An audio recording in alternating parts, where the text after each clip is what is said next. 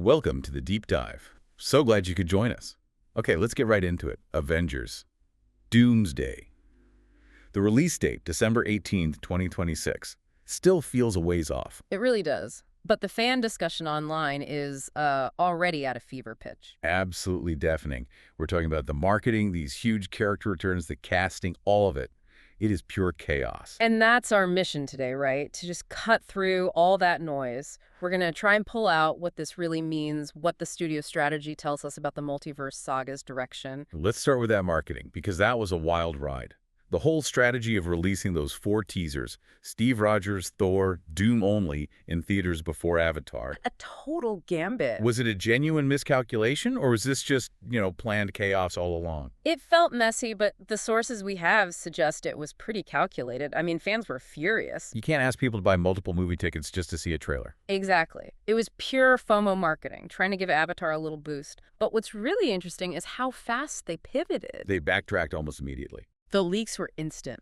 The moment that Steve Rogers' teaser hit the web, which was right around when the Thor trailer was supposed to be showing up in theaters, it was over. So the online releases were always part of the plan, just to keep the conversation going. Seems like it. Keep it at that fever pitch. And nothing gets the buzz going like bringing back the original Avengers. The Steve Rogers reveal, that was the real bombshell. Oh, for sure. And the language they're using is so specific. You notice how he's never called Captain America. Always Steve Rogers. Yeah. Every single time. Which is critical. It keeps Sam Wilson as Cap. He's the one with the shield. But the sources dug up this other detail. The motorcycle. The motorcycle. It's a Triumph, not his usual Harley. A tiny detail, but it screams variant. This is probably the Steve who went back and lived his life with Peggy. Or another version entirely. Either way, it's not our Steve from the main timeline. And this is where the fan base just splits right down the middle. On one side, you have people calling this whole thing, bringing back Steve, RDJ, maybe even Nat a desperate nostalgia trip. Yeah, that's the big critique, that the studio is basically admitting the newer characters from Phase 4 and 5 just didn't connect with audiences on that same endgame level. So it's a course correction. A massive one. It's seen as leadership falling back on what's commercially safe instead of, building up the new heroes. But then you have the other side. Which is just pure excitement. Pure excitement. For every person analyzing the cynical motives, there's a fan who's just thrilled to see Steve Rogers on screen again. Okay, so if the studio's desperate for a hit, how far are they willing to push it? Which brings us to Robert Downey Jr. As Dr. Doom.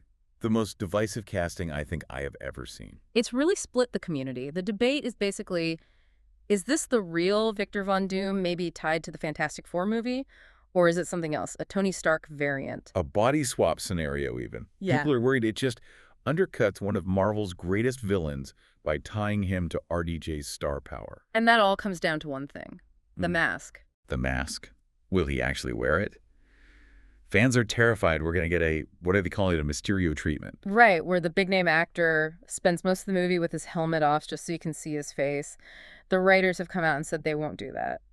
They've promised to respect the character's look. But the fact that we're even debating mask percentages shows you just how high the stakes are here, both for the fans and for the studio. So for you, the listener, this movie is shaping up to be this ultimate collision. It's fan desire for a good story versus the studio's need for a guaranteed hit, a multi-billion-dollar bet. And if we tie it all back, remember how this film is being framed. It's a direct sequel to Endgame. That's the key. So think about that Steve Rogers variant. If he lived his life in a branched timeline outside of ours, does that mean he might have already lived through a version of Doomsday? Whoa, so he's not just coming back for nostalgia. He could be coming back to deliver a warning. It would tie all the chaos of the multiverse saga directly back to the actions of the original heroes. It gives their return a real purpose. Does Steve already know how it all ends? That is a huge question to think about. Thanks for diving into all this with us.